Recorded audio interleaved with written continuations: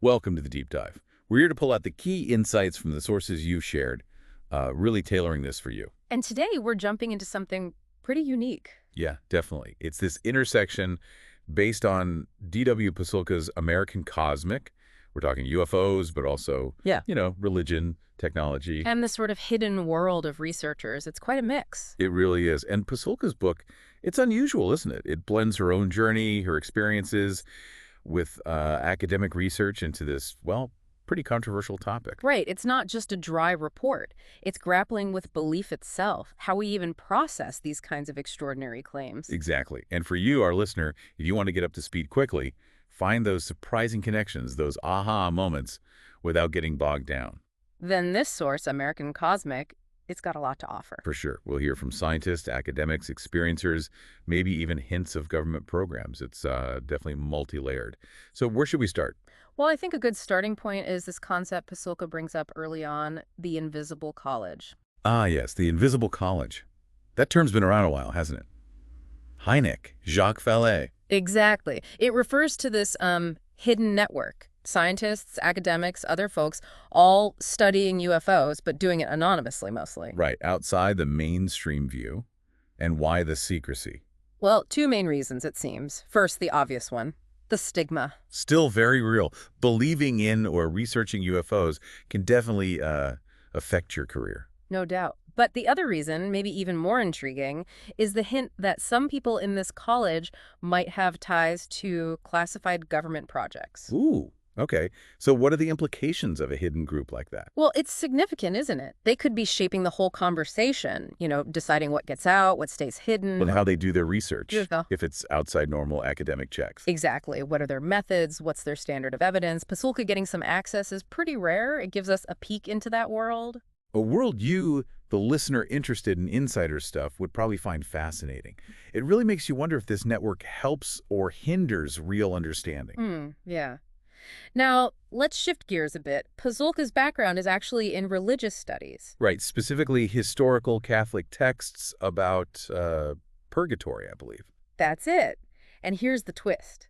She starts finding these descriptions in old documents, weird lights, glowing figures, disc-shaped things in the sky. Wow, so not what you'd expect in texts about purgatory. Not at all. And this is where her perspective gets really interesting. She starts seeing parallels between these old sort of supernatural accounts and modern UFO reports. So she's arguing that technology isn't necessarily killing off these old beliefs. But maybe reshaping them and forming a new kind of religiosity that's centered around UFOs. The language changes, but the core experience might have echoes. And you see this pop up in unexpected places. She mentions new religious movements, right? Yeah, like the Nation of Islam, Scientology, even something like Judaism incorporates UFO narratives. And then there's pop culture.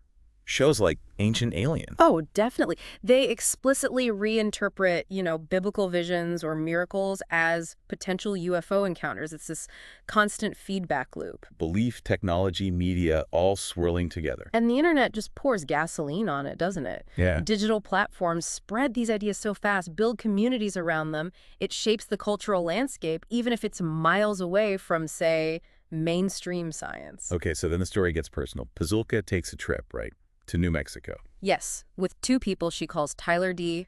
and James. And these guys are convinced a UFO crashed there back in '47. The classic Roswell narrative, basically. What was the point of that trip? It shifts the focus, I think, from texts and belief systems to, well, potential physical evidence and firsthand experience. Right, getting boots on the ground. Exactly.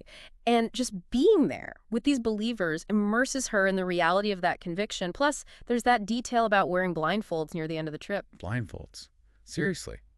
Presumably to protect the exact location. But it definitely adds to the mystery, the sense of the unknown. So they get there. And James, the one with the science background, he looks at some alleged artifacts. Yeah. And his analysis is, well, pretty startling. He suggests the materials are either incredibly advanced fakes, like beyond current capabilities, or they're genuinely not from Earth. made with some unknown technology. Whoa, whoa. Okay, that's a huge claim. What do we do with that? It throws up big questions, doesn't it, about evidence, about the limits of our science. You've got this tangible thing that supposedly defies explanation. For you, the listener looking for surprising facts, that definitely qualifies. But it also shows the challenge, right? How do you verify something like that? What's credible evidence when you're dealing with the potential unknown? Good point. It forces you to question those scientific boundaries. So from possible physical stuff, the book then takes a leap into the psychic realm. Yeah, the Stargate project. The U.S. military actually studying remote viewing. Psychic powers for spying. That's pretty wild in itself. It is. But Pasulka connects it because apparently these remote viewers, they weren't just looking at, terrestrial targets. They started focusing on UFOs. Reportedly, yes, Ah. and claiming they could travel through space psychically. Pasulka calls them psychic cosmonauts. Psychic cosmonauts. Okay. It blurs that line between inner mind and outer space. And she connects this to historical figures too, like Emanuel Swedenborg in the 18th century. Right, he claimed to visit other planets through visions. Exactly. Different methods, obviously, but maybe a similar human urge to explore beyond the physical. The goals were different, weren't they? Stargate was about practical intelligence. Operationalizing it, yeah. National security. Swedenborg was more philosophical, religious. Seeking spiritual insight. Right. And it's interesting, she notes, that this psychic exploration was happening sort of alongside the development of technologies like the internet, things that would connect us physically in new ways. Interesting parallel. Now, something that clearly struck Pasulka was finding out who actually believes in and studies this stuff. Yeah, she was surprised. It wasn't just, this stereotype. She met successful scientists, millionaires, billionaires. People in influential positions seriously looking into UFOs. That kind of pushes back against the idea that it's only, as Stephen Hawking apparently said, cranks and weirdos. It does. She names people like Jacques Vallee, who's been a serious researcher for decades, Whitley Strieber with his experiences, even astronaut Edgar Mitchell. A man who walked on the moon. You can't easily dismiss people like that.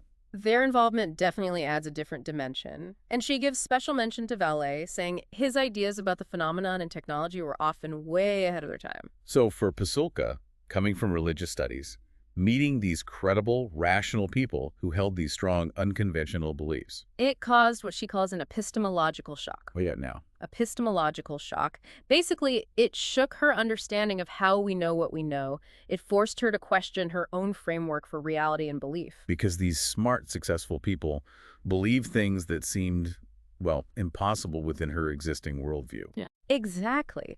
It highlighted the tension when established ways of thinking meet phenomena that just don't fit. It challenged her assumptions. Makes sense. Okay, let's talk media. Pasulka makes a really interesting point here. About how media portrayals, even if they're inaccurate or sensationalized, Actually help create and sustain UFO belief, like the X-Files effect. precisely think I want to believe. It taps into something. This links back to Carl Jung's ideas, actually. Oh, Jung saw the UFO as apparently impossible physically, suggesting it might be more of a psychic projection, an archetype bubbling up. He talked about amplificatory interpretation, us projecting meaning onto the unknown. okay, but Pasulka adds something to that, doesn't she? She does. She argues it's the potential that UFOs could be physically real, however unlikely some think it is, that makes the myth so powerful and persistent. It's a living myth, a universal mass rumor. Because the possibility hangs there. Right. And media often plays in that space, what she calls the future real. It's not saying it is real, but it might be. Phrases like, the truth is out there, keep that possibility alive. It postpones certainty, keeps the people engaged. Yeah, and this leads into her concept of the total recall effect. Ah, like the movie. What's the idea here?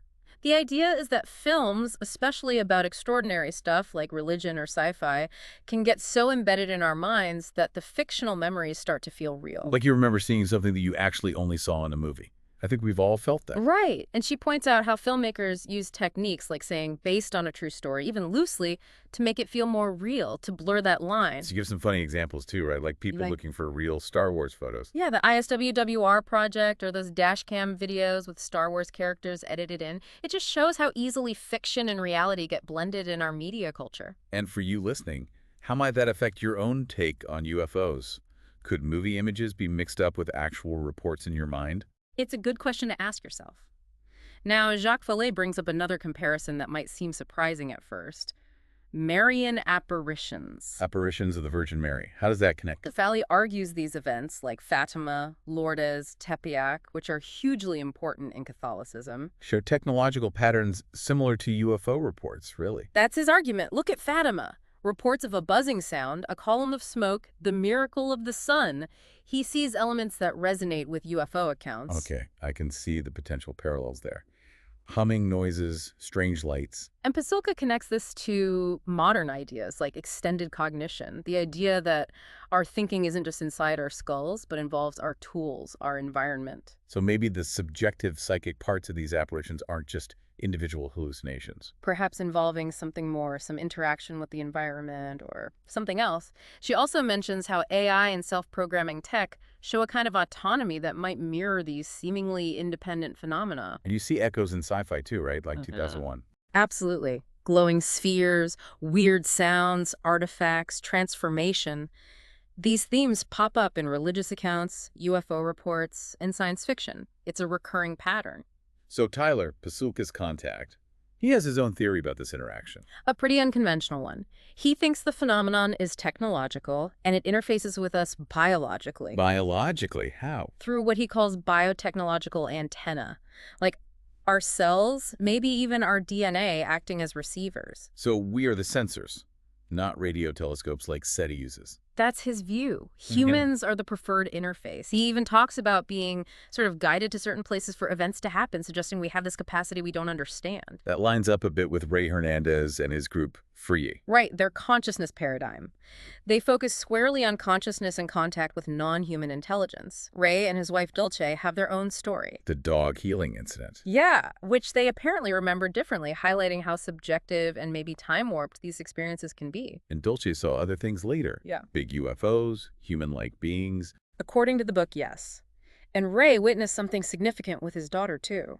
Free's whole approach is disclosure from the bottom up. Meaning prioritizing the experiences of the people who claim contact. Exactly. Giving weight to those testimonies. Okay, another key Vallee concept.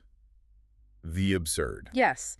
He suggests the sheer weirdness, the nonsensical parts of many UFO reports might be deliberate. Deliberate? How? Like a joke? More like a mass koan, like in Zen Buddhism, a paradox meant to shock consciousness, shift perception. So the absurdity isn't just noise, it's the message. Or maybe hides the message. It could be a kind of camouflage. Makes it hard to study rationally, easy to dismiss. Keeps it hidden in plain sight. He compares it to early Christianity, right? Seemed absurd to the Romans. But held a hidden logic and eventually took over, the logic of camouflage. What looks nonsensical might be strategic. Fascinating idea. Then Pasulka brings in a historical figure, Sister Maria of Agreda. A 17th century Spanish nun. What's her story? She claimed she could bilocate, be in Spain and colonial New Mexico at the same time.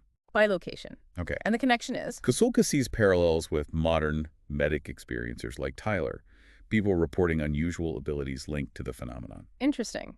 And Sister Maria had other insights. Apparently, she wrote about the Earth being a spinning sphere, way ahead of common understanding, though it was suppressed.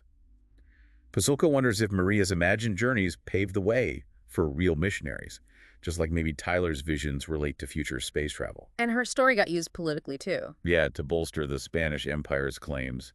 History and the strange often get intertwined with power. Then there's the trip to the Vatican. Right. Pasulka and Tyler visit the Vatican Observatory. They get this unexpected blessing for their project. And Tyler's contacts help Pasulka get access to archives. See works by Kepler. It's quite the scene. And Pasulka felt Tyler underwent some kind of spiritual change while they were in Rome.